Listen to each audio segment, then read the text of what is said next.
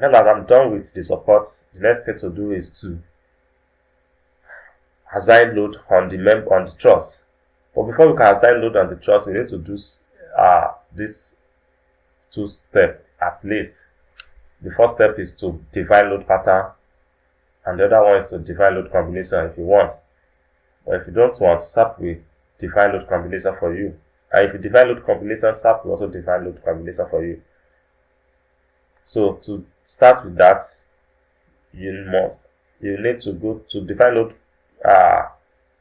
pattern. You go to define load pattern, and here we have dead load here already. The other thing you need to include is the live load. Live load. You change this to live load. So if you have super dead load on your if you want to consider wind load on your structure, this is where you choose it to wind. So if you want to consider earthquake load, this is where you choose it. To small load, this is where you choose it. But what I'm actually interested in is the dead load and the live load for now. So I'm not going further than this. So the next thing to do is to click on add, and I'll click OK. So after that, I'll go back to define and define load combination. So there is one load before the load combination. This is the load case.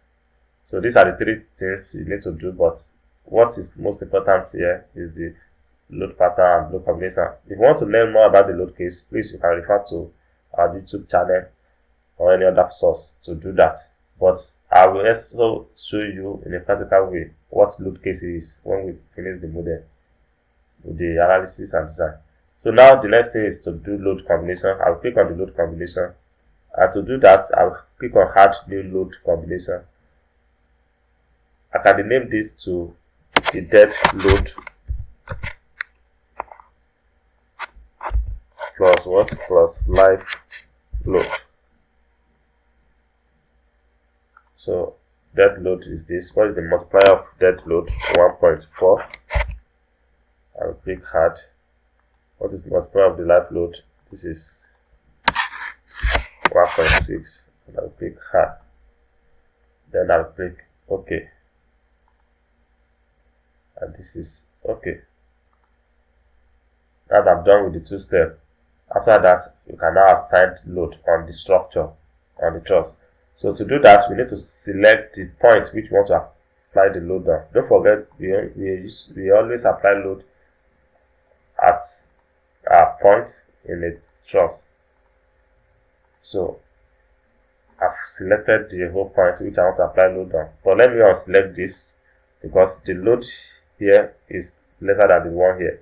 If this place is 2 kilonewton, here will be 1 kilonewton, and this is simply because here we will carry half of this and half of this span load, while here we only carry half of this span load.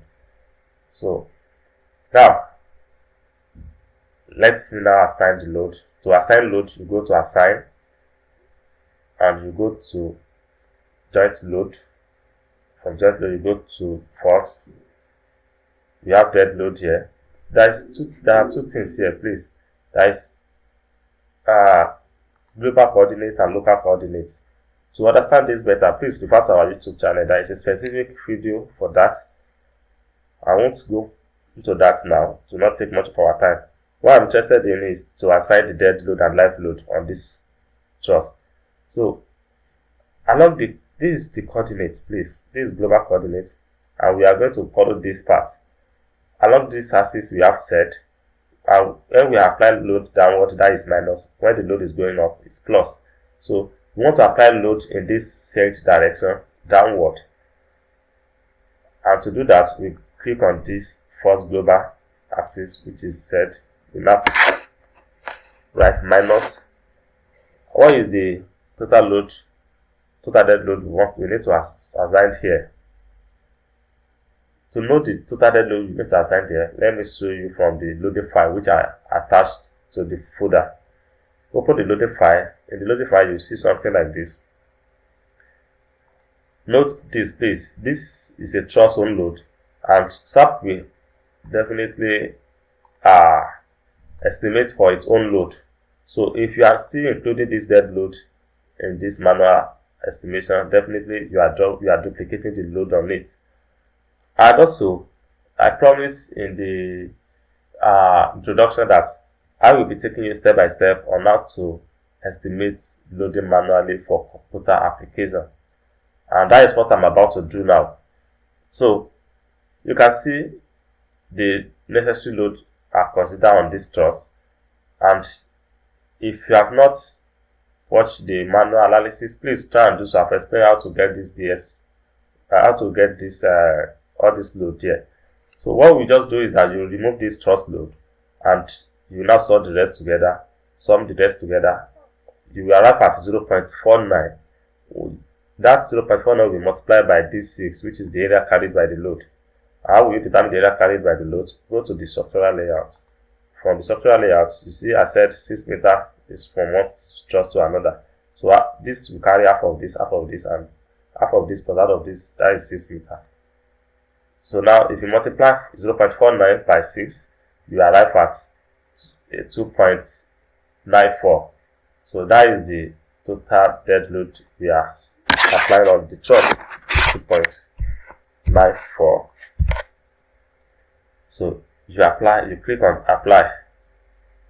You can see now it has pointed downward, that is, it has applied on it. You can also select those points which we selected earlier by clicking on get previous selection. So get previous selection will select the previous selection we made, and here now you change this to live load. What is the total live load on the truss? You can go back to the loading, and from the loading now you see impulse load. Impulse is also known as the live load, and there is assigned load for no access to roof / slow load. So this assigned load is 0.75 kN. I've explained it here as well. So if you multiply it by 6, you arrive at 4.5 kN. So now we are going to apply 4.5 kN on this structure as the live load, 4.5 kN. Then you click apply and you click OK. Now that we have done with the application of the load, the next thing to do, let me close this so that we can have a full working drawing page. So the next thing to do is to run the analysis.